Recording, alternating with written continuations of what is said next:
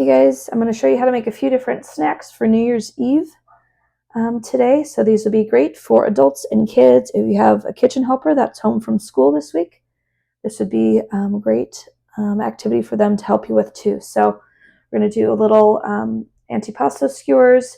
We have some salami and cheese pinwheels with some marinara for dunking. Then we have some garlic cheesy bread here for everybody to have. So let's get started and I'll show you how to make these. Okay, so the first thing that we're going to make are little party skewers here. So in my mixing bowl, I've cut up a few slices of roasted red pepper, just like that there. To that, we're going to add a few cooked tortellinis. These are from, I think, Buitoni brand. So I just cooked a few of those up and let them cool down a little bit. We're also going to add in some green olives. My kitchen helper is going to add those in. Just dump them all in. Yep, that's good. We're also going to add a few pieces of salami in here. I won't put those in the bowl. Then we're also going to do some cut up pieces of mozzarella cheese. So we'll add that in there too. Yep, you can put those in. Okay. We're just going to use about 2 tablespoons of Italian salad dressing here. Just like that. And then we'll get this stirred up and then we'll get ready to put these onto our party skewers. Okay, so we got our stuff mixed up here. So now we can go ahead and assemble. We're using these little cocktail skewers here. So we'll start out with just a piece of mozzarella. Go ahead and put that on our skewer. Then we'll do maybe an olive and then a piece of salami. So I cut these pieces of salami in half. We'll just kind of fold those over like that. Then we'll put a piece of roasted red pepper on here. So these are kind of what our skewers are going to look like here. We'll put these on our serving platter. We'll continue doing the rest of these and then we'll move on to the next thing.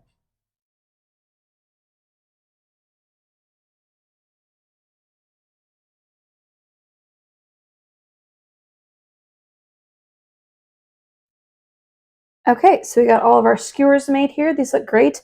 I forgot to add a tortellini onto the first one that I made, so I made sure that we got them on all the rest here. So these look great. You can make these probably a day in advance. Just go ahead and cover these with some saran wrap and then just store it in the fridge. So, and I did this one. Yep, you did that one. So these look great. These are ready for the fridge. Okay, so for our next one, we're going to do a little puff pastry pizza roll up here. So I have one piece of this Pepperidge Farm puff pastry sheet here. I really like using these. We're going to add some salami to this here. Can I add one? Yeah, you can have one. There you go. And just go ahead and cover the whole surface of your puff pastry here. I need rest. Okay, and if you have a kitchen helper helping you, this would be a great thing for them to make here. Oops. Yep, put it right down there.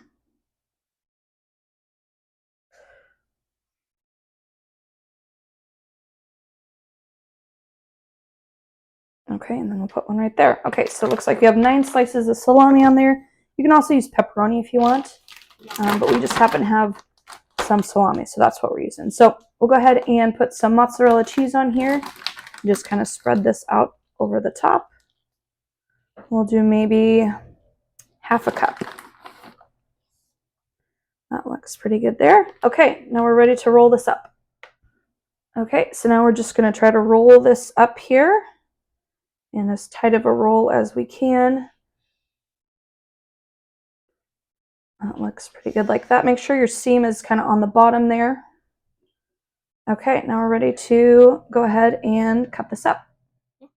Okay, now if you can see here, this is kind of already in 3 sections right there. So we'll cut them right there, and then again right there. And then we'll cut these into smaller parts.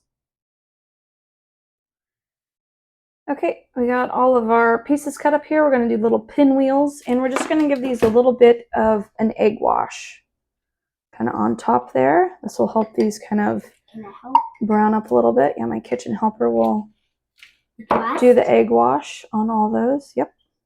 So these will go into a 400-degree oven for about 12 to 15 minutes or until they're golden brown. So we'll see you guys then. Okay, so our pinwheels are out of the oven here. These look good. Got some marinara in the middle there for dunking, but these will be great. Adults and kids alike will enjoy these. So got these done. Now we can move on to our little garlic cheesy buns. All right, so for this next little snack, we're going to do some garlic cheesy rolls here. So I'm using some of these ciabatta rolls here. It's a 6-pack, and I just cut these kind of like this. So I scored these a little bit, but you don't want to cut all the way through. So I'll kind of show you how I did it. So just do a few cuts here. Make sure you're not going all the way through the bread, and then give it a quarter turn and kind of do the same thing on the other side, just like that. We're going to put some cheese and some butter and olive oil and some seasonings down in there. So we'll get the rest of these cut, then we'll get them all doctored up. Okay, we got all of our ciabatta rolls cut up here. These look good. Now we're going to get our butter and spice mixture going here. So in this coffee mug, I have about a quarter cup of melted butter and then 2 tablespoons of olive oil. I'm going to do a little spice blend in here too. So I have about half a teaspoon of salt, 1 teaspoon of Italian seasoning, also have half a teaspoon of garlic powder, and then some black pepper in here. So we'll get this stirred up real good. Now we're just going to try to kind of separate this and take about a spoonful of our butter and olive oil mixture in here and just kind of spread this all throughout. Make sure we get into all these little nooks and crannies of our ciabatta rolls here. So I'll do that for the rest of these, and then we'll get our cheese on.